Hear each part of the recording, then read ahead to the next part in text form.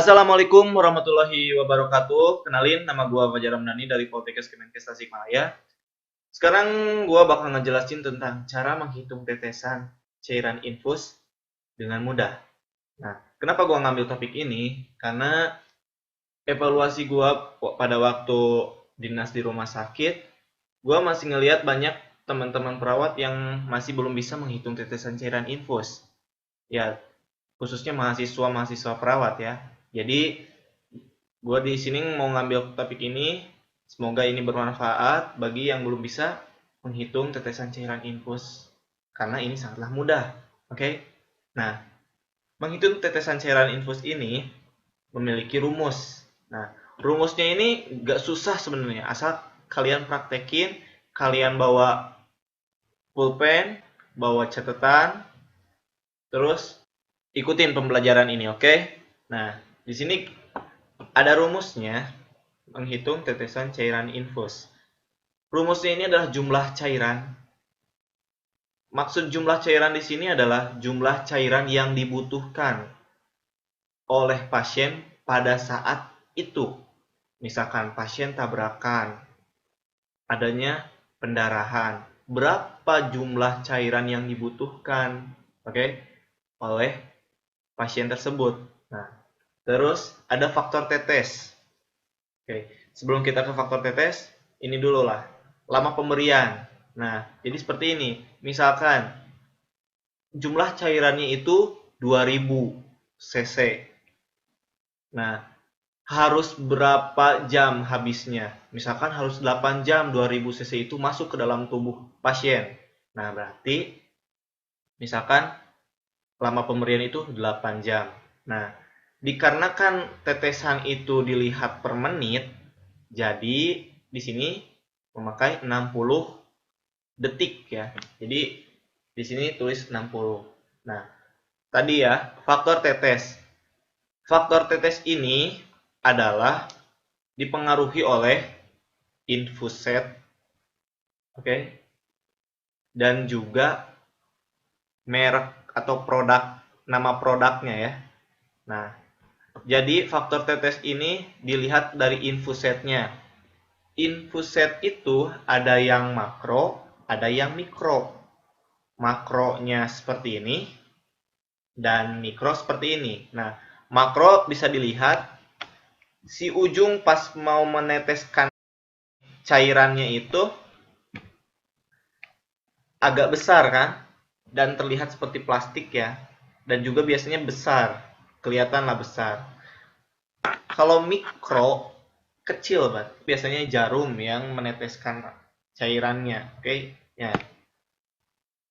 Nah, tadi kan itu ada perbedaannya, itu yang infusetnya. Sekarang ada yang membedakannya itu adalah produknya. Kalau misalkan nama produknya Otsuka, itu rumusnya 15, faktor tetesnya 15.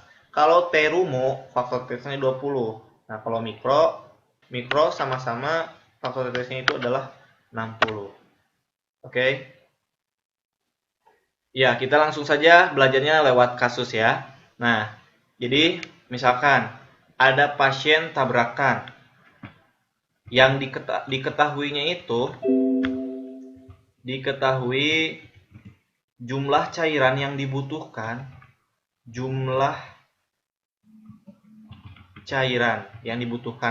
pasien itu berapa? Jumlah cairannya itu misalkan 1500 cc. Terus apalagi? Lama pemberiannya harus habis berapa? Misalkan harus habisnya 8 jam. Nah, di sini kita memiliki, rumah sakit itu memiliki yang makronya itu, infusetnya memakai yang makro, dan di sini ada Otsuka atau misalkan Terumo. Di sini faktor tetesnya diketahuinya apa?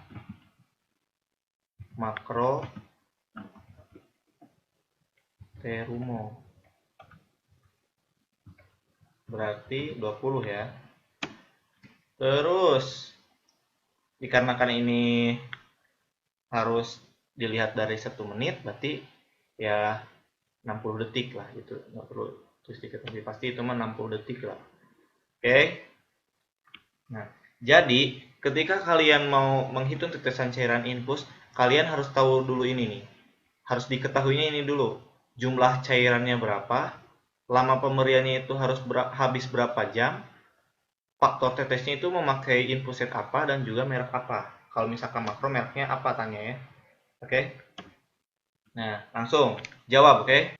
Diketahuinya jumlah cairannya berapa? 1500 cc. Dikali berapa? Faktor tetesnya. Faktor tetesnya kan memakai makro infusetnya dan produknya Terumo, berarti 20 per berapa? Dikarenakan lama pemberiannya itu 8 jam, berarti 8 jam, oke.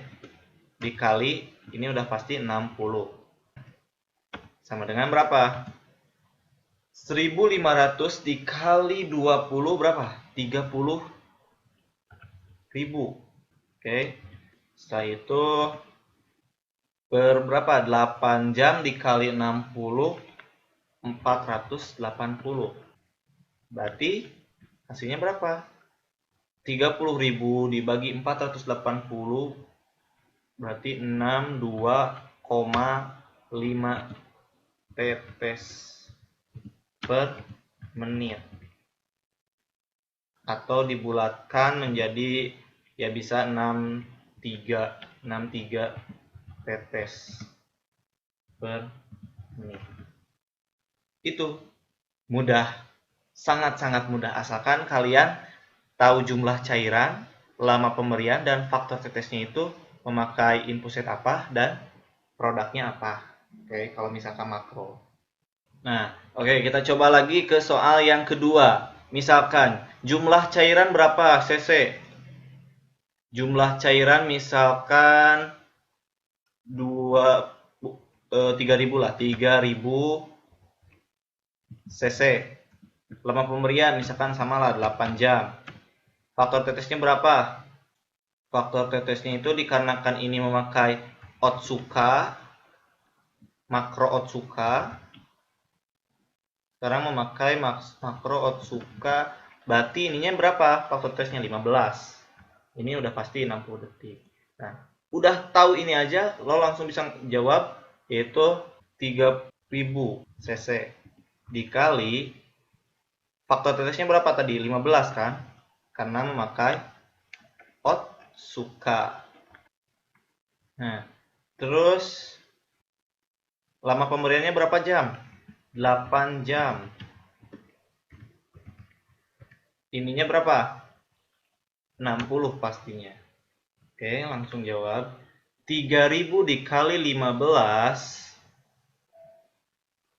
45.000. 45.000, oke. Terus per, dikarenakan ini 8 jam dikali 60 berarti 480. Tinggal hitung berapa?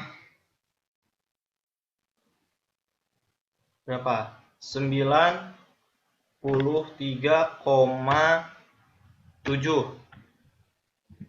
tetes per menit.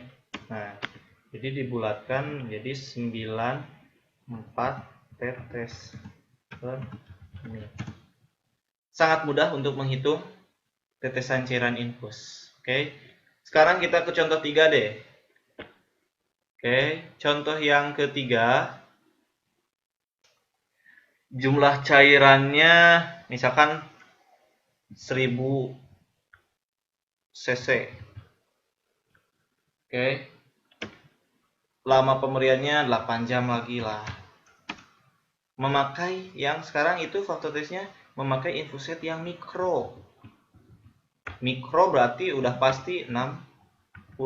Karena produknya semuanya faktor tesnya 60. Oke. Udah itu, udah diketahui jumlah cairan, faktor tetes, dan lama pemberian. bisa teman-teman jawab. 1000 dikali berapa? 60 per 8 jam dikali 60 sama dengan 60.000 per 480 sama dengan 125 tetes per menit. Oh ya, jadi biasanya yang makro itu untuk dewasa dan biasanya kalau mikro itu untuk bayi ya, untuk bayi biasanya. Jadi yang membedakannya makro itu biasanya ya pada dewasa dan mikro pada bayi. Oke, saya katakan ini sangatlah mudah. Kalian calon-calon perawat tentunya pasti bisa kalau kalian belajarnya sungguh-sungguh ya. Nah, jadi nggak ada kata yang susah karena yang susah itu kalau kita tidak coba. Nah, coba gua buat sekarang soal, oke? Nah, ini soalnya yaitu pasien dibawa ke IGD membutuhkan cairan 2500 cc harus habis dalam waktu 8 jam. Nah, ruang IGD itu memakai infuset makro produk Otsuka. Hitung berapa tetes yang dibutuhkan pasien dalam waktu 1 menit. Nah, jawabannya tulis di kolom komentar atau ke Gmail fajarperawat@gmail.com. Oke? Ditunggu jawabannya. Insya Allah kalau lo coba ini, lo pasti akan ingat seumur hidup lo mungkin. Oke? Ya. Mungkin untuk pembelajaran menghitung tetesan cairan infus itu sekarang sudah usai. Semoga ini bermanfaat bagi teman-teman perawat semua, khususnya calon-calon perawat. Dan jangan lupa subscribe channel ini karena gua bakal bikin video tentang teori-teori keperawatan lainnya dan lo dapat ilmu yang lebih luas lagi, oke? Dan jika ada yang ingin ditanyakan, silahkan komen, gua pasti bakal jawab, oke? Maju terus perawat Indonesia. Assalamualaikum warahmatullahi wabarakatuh.